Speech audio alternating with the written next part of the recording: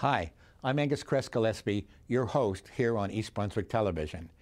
Today I'm here with Evren Kutlay, who's a visiting professor at Rutgers from Istanbul, Turkey. Her research is focused on Western music during the Ottoman era.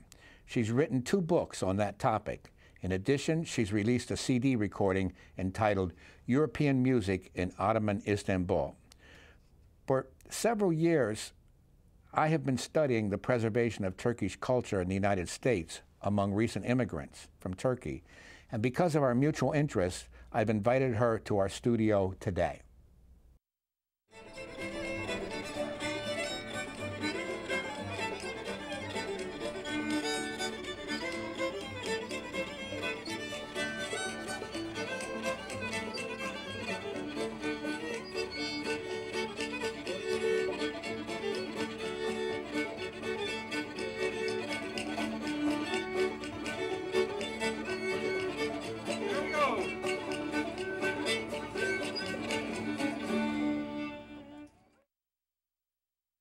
So Evren, what's your current position and affiliation? I am a professor at Yıldız Technical University, Istanbul. I'm a pianist musicologist, and I work as an associate professor of musicology there. And also, I am the head of music ensembles program. And what's your educational background? Well, I went to the State Conservatory in Istanbul. I began at the age of 9½, which was pretty late for piano instruction. But I was accepted to violin. But I still wanted to pursue my love to piano, and what I did was I went to the violin classes in the conservatory, and at the same time I prepared for 1 year to piano department, and in 1 year I passed 3 classes and then transferred to piano department. At the same time, I went to a German secondary in high school and learned German as my first foreign language. Wow. Yeah, and I double majored. And for the university... One of your majors was math, was it not? Yeah, I'm going to pass the math now. Well, math and music do go together. Yeah, they do, they do. Yeah. After the university entrance exam, I was accepted to Boğaziçi University, which is the Bosporus University, a former Robert College. You know, it was formed by the American government. It's an American university. Bosporus University, it's named for the waterway between the 2 halves of Istanbul. It has a wonderful view of the Bosporus. It's a very nice location. And I studied BS in math there. It's the top university of Istanbul with American curriculum and teaching in English. The instruction is in English. And I kept double majoring with the piano department at the conservatory. And then I was very much interested in business, marketing, finance, economics classes when I was studying there. And I asked one of my professors where to go in the U.S. because it was a tradition, you know, in Boğaziçi University. If you want to pursue a higher degree, it's an American college, you go to the U.S. And then my professor suggested me to go to University of West Georgia. That's in Atlanta. Yeah, it's in Atlanta. And there I was accepted to the MBA program with full scholarship. And I also worked as a GRA at the Marketing and Real Estate Department, and also as the assistant of the university professor. And you picked up a master's in music as well, right? Yes. One semester later, when I was beginning, you know, when I got there, I began missing playing the piano. And then I asked around where I can, you know, practice the piano. And then I met the music faculty there, and they offered me the keys to the practice rooms. And when they learned about my background, they said, why I don't go for an audition for the Masters of Music program. And then 1 semester later, I was accepted to the Master of Music degree in piano performance as well. So it was like a dream come to me, true to me, because, you know, I loved playing music. I loved playing the piano. And also I was, you know, good with my MBA classes and everything. So I double majored at University of West Georgia. And then after that, you returned to Turkey to pick up your PhD. Right. And when I graduated, with the insistence of my family, I turned back to Turkey. And yeah, and I began working at Koç University. Which is, again, has been a coincidence, and there it was also an American college with instruction English, so I felt like everything is continuing from my education there. And while working there, I also continued with my musicology study in a PhD in musicology studies. And what is your current research subject? Right now, I'm working on Ottoman-European musical interactions, actually on European music's effect on Ottoman music during 19th century, which is the modernization period of Ottomans. So currently, you're a visiting professor at Rutgers. How is your stay at Rutgers helping your research?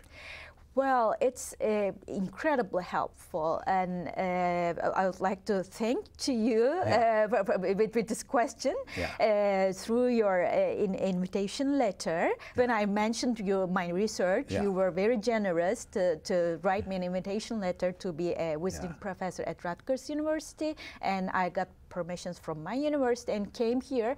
Rutgers is full of resources, I would say. I'm spending... It's a very good library. Yes, wonderful library with all databases and all links to the journals and articles and so on. So I am trying to use my time efficiently. I'm going to be here for 3 weeks, so a very short time for a huge research. Yeah, therefore, you know... No time to sleep. No, not at all. So, you've published 2 books. What are the 2 books about?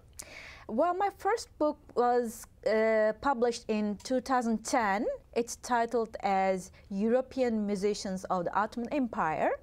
And there I tried to cover the musicians, the European musicians, who came to Ottoman lands to teach and perform European music. The 19th century was the modernization and westernization era, in which music was affected also, and the Ottoman Western music flourished, which was based on music in European style. And there I was trying to cover all the musicians as much as I could, and that was the main subject of the book. I suspect that a lot of this was new information even to Turks, because of the revolution in 1924, there was a tendency in the Republic to forget about the domination of the sultans in the Ottoman Empire. Well, I don't know the reason, but still, it was a highly neglected area, let me say. There was not much research put on this subject when I began like 12 years ago. And, but now I see a very developing interest to this subject by the students, by PhD students, by some researchers. There are some, repetitive publications as well, but I find this still valuable because the interest is going to grow in terms of quality as well as quantity. So I appreciate the interest right now, but back then there was none. And the second book? The second book is actually I wrote it on the orders of the publication house, which was trying to publish a series of something in 100 questions related to the Ottoman history. And they asked me to write about Ottoman music. It's a formula. Yeah, it was a form of the series by the publication house. So I wrote... Do they have 100 questions about other topics? Other topics in Ottoman history. Anything related to Ottoman history. That's a very clever idea. It's very good idea. And I was asked to write about Ottoman music, and my second book is based on that. I was trying to answer the Ottoman music history in 100 questions, which was a challenge, It's not the way scholars normally write books. So you also have a CD recording. What's that about? Well, since I am doing archival research, I am not just, getting some documents, but also some sheet music and also some music publications. So I wanted to be the voice of the history, let me say. So whatever I found, I wanted to hear how it was sounding like, and it would complete my research. Therefore, I kept giving concerts nationally and internationally. It's not enough just to see the sheet music. Yeah, and also you want to hear it. You want to hear the history, what's going on. And therefore, I decided to record a CD, which is a solo piano CD, actually. And there, I tried to cover like Sultan composers, the dynastic family composers, or the European musicians of the Ottoman Empire, the Ottoman Turks who were composing in Western style, in classical Western musical style. Women composers, women were also getting educated in terms of Western music. So I tried to cover a wide range of music and musicians in terms of Western music in Ottoman lands. So the CD is piano solo. Yes, it's piano solo. And covering a wide variety of... Right. Yeah, okay. But in addition to that, you also have a number of YouTubes available. Yes. I saw on YouTube that my videos are spreading out from different sources. Therefore, I decided to have one single official channel, which is named as Evren Kutlay YouTube official channel. There, I'm trying to give some samples of my concerts. And these are often ensembles with violin and bass? Yeah, I mostly prefer to perform with a string quartet if possible. Yeah. Otherwise, I perform solo. Yeah.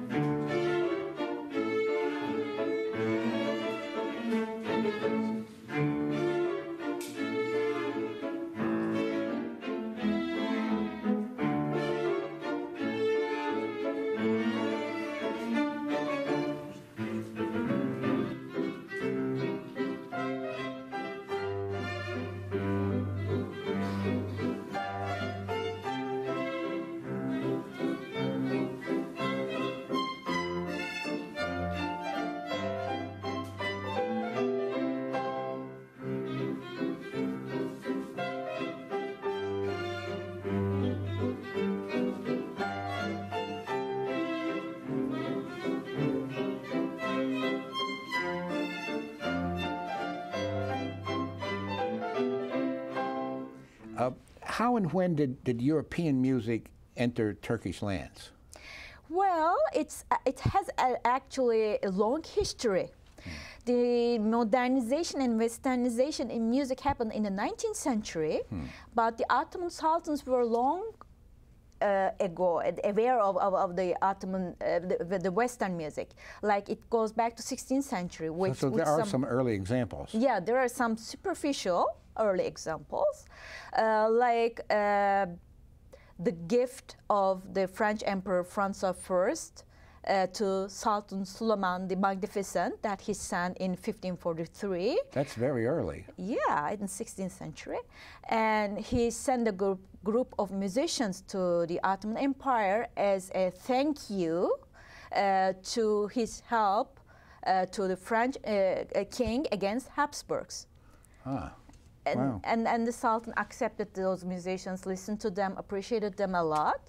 But then at some point thought that this is a very intoxicating music and that would, affect their armies and therefore sent them back. There are many, many other examples like that that happened before 19th century between the Ottoman Empire and Europe.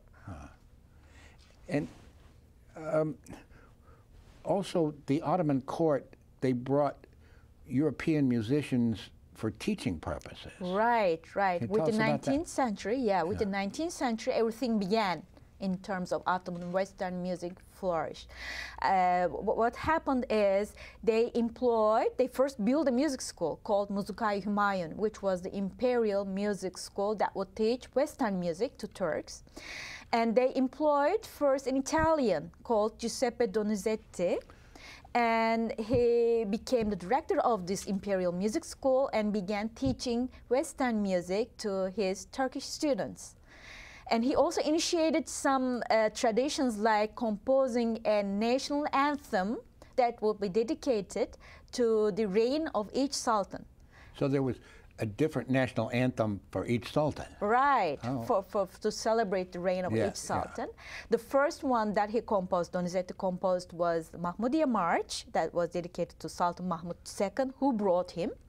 And then afterwards, the following Sultan was Sultan Abdülmecit I, and Donizete was still the director of the Imperial Music School, and for him, he composed Mecidiye March.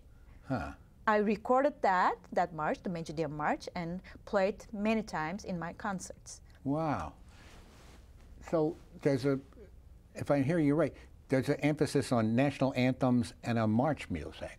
Right, because everything flourished in military, you know. Yeah. First, military bands were formed in European style. And so therefore, the military music was the first area that would, you know, face with Western music. So they did away with the janissaries. Yes, yeah. yes. They formed a new band from scratch. For military morale purposes. Yeah, I mean, they decided that the Janissary Corps were indisciplined, rebellious. They were beginning to lose in the wars, and therefore they decided to form a new army in European style. And they, a more effective army. Yeah, they thought like that. And then also they decided to abolish the Janissary Music Institution, which is Mehterhane-i Hümayun, and formed a new band music institution, which will be the Musika-i Hümayun.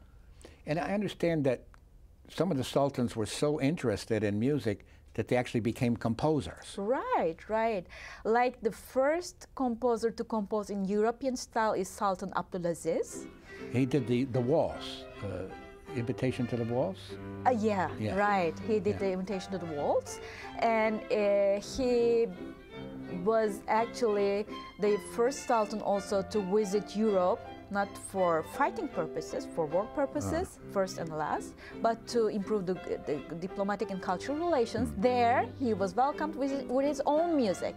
I played that Invitation a la Waltz as well in my concerts. And Sultan Murad V, he also was a composer. Yes, he was the most prolific of Sultan composers.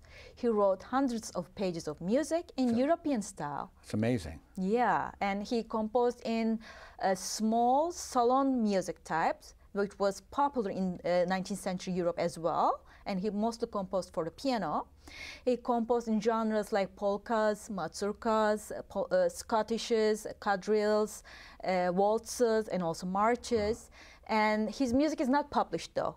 Sultan Abdulaziz's music was published in Italy by the publishing house Lucca, but Sultan Murad V's is just manuscripts. Well, he was sidelined as a sultan, right? What happened is he has the shortest reign in the Ottoman history, namely 3 months, and he was said to be mentally ill, and he was prisoned at Crown Palace. But your research on his music said it's impossible he was mentally ill because the music was so precise. Right. He has no errors or mistakes in dictating. This was probably a political move to sideline him. Yeah, might be. He was a sensitive person, most probably. He was an artist, you know. And there's always rivalry in the royal families. Right, right. That might be the reason. Well, the European musicians, now correct me if I'm wrong, they were French and they were Italian. And were there Germans as well? Right, right. Yeah. What we see is the Ottoman Western music flourished first in Italian school with Italian musicians coming and directing the Imperial Music School. And then we see some French musicians. And towards the end of the 19th century, we see close relationships, political relationships with Germany, which lasted throughout the first years of the Republican era with the World War. And therefore we see that the Ottoman Western music was flourishing in German schools. Many German musicians were also coming to the Ottoman lands. So maybe we should listen to Castillo Guarati's Ottoman March. Yeah, he is the second Italian director of Musika-i Hümayun, Callisto Guatelli. Yeah. And I was also intrigued, there was the exhibition march, which had a tribute to Great Britain and to France. Right. Yeah. Right. Ottomans decided to have an exhibition, industrial exhibition. You know, it's the era of industrialization, and every country was trying to present their goods to other countries. And in that sense, the third of the world exhibitions was done, European exhibitions was done in Istanbul. And to welcome their guests, the Imperial Music School director Callisto Guatelli composed a march, which is called the Ottoman Exhibition March, 1863. And there you can hear the British national anthem. God Save the Queen. Right. Yeah. And then the French national anthem. And at the end, you hear the Ottoman national anthem, the governmental march.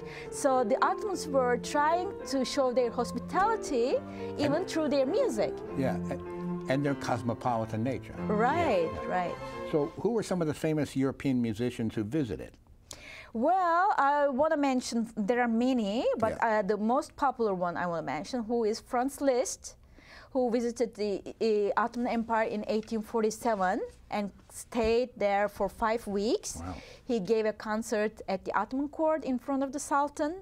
He composed a paraphrase on Mecidiye March, for which he was, gifted a medal. He was awarded a medal by the Sultan. He also gave some additional concerts in different venues in Istanbul. So it was a long stay. And I interpret his stay also and his concerts also as a long-lasting relationship with the Ottoman Empire, because as we were mentioning Sultan Abdulaziz, Sultan Abdulaziz also donated to Richard Wagner's opera house in Bayreuth. He was the first Sultan to donate. And you know the relationship with Richard Wagner and Franz Liszt? He is married, Wagner is married to Franz Liszt's daughter. I didn't know that. Yeah, so Liszt was mentioning this donation with, with high appreciation in his letters, and was saying that there should be an example to other kings and queens in Europe. It was like foreign aid from Turkey to Germany. Right, right, and musical aid, and he was also given for this donation a certificate to Sultan Abdulaziz. And other than that, I would say, like, there are many other musicians who would visit Istanbul, like orchestras, like soloists. So it was a very rich Ottoman Western musical atmosphere back then. And shifting gears, what for you is the importance of interdisciplinary studies? Well, as you know, my background is also interdisciplinary. I studied math, I studied music, I have an MBA, I know about what to talk about finance, economics, and so on. I also am, very familiar with history. So interdisciplinary studies shows that one helps to solve whatever happening in one discipline. I mean, if you're interpreting history, it's not just the diplomatic or economical or political history, but you also should, integrate the cultural and artistic history as well. So it's important to employ different perspectives in the research subject of one area. Yeah, because all too often history is taught in terms of wars and economic cycles. It's good to bring in culture and music into the mix. Right.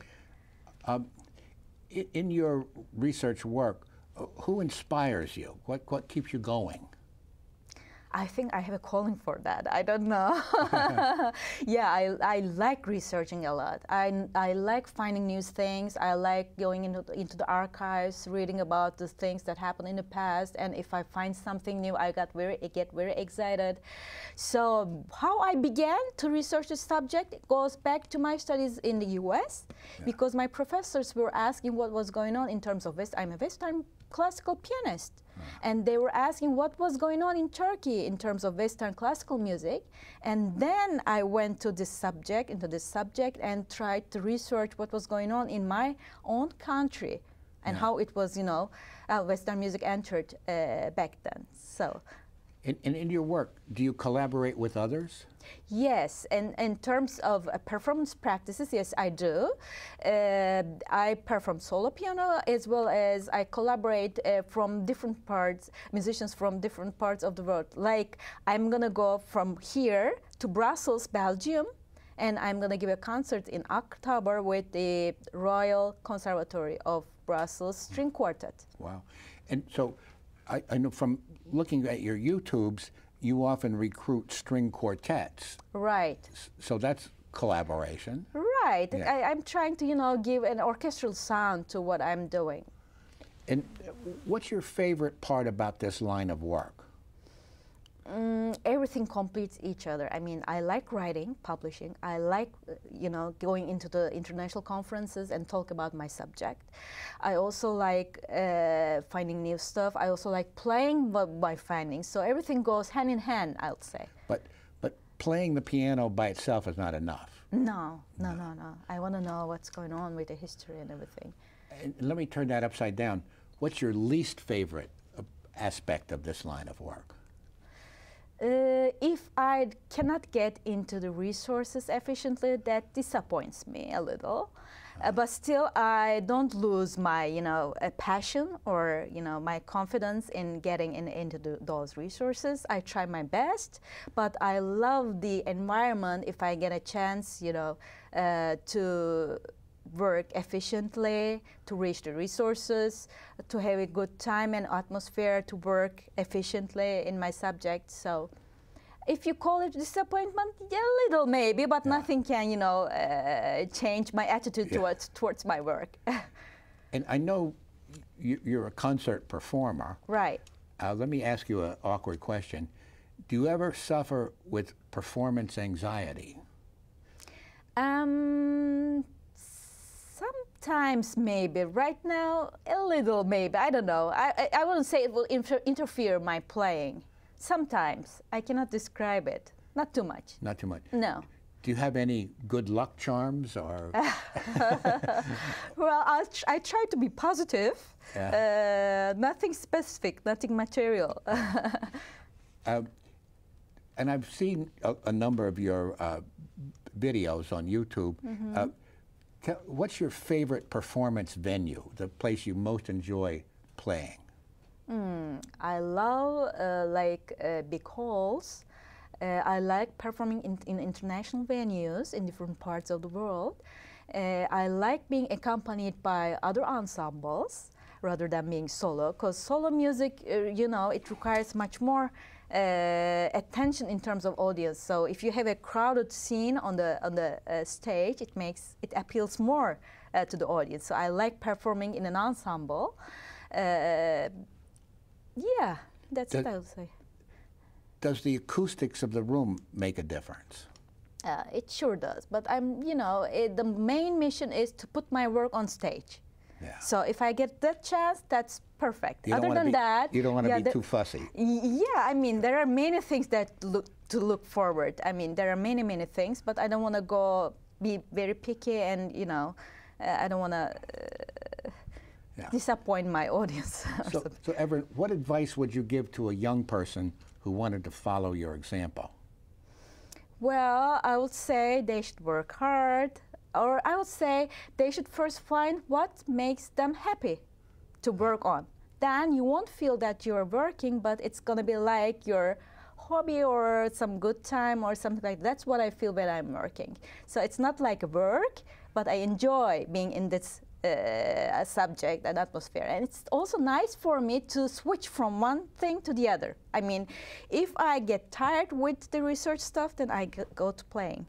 And if I get too tired with the playing, then I can go with writing or presenting. So I like being multifunctional in my subject. So I would suggest work hard, follow your dreams, do not get disappointed for any negative situation, because it's life, it happens everywhere, every time, and pursue your dreams for whatever it takes.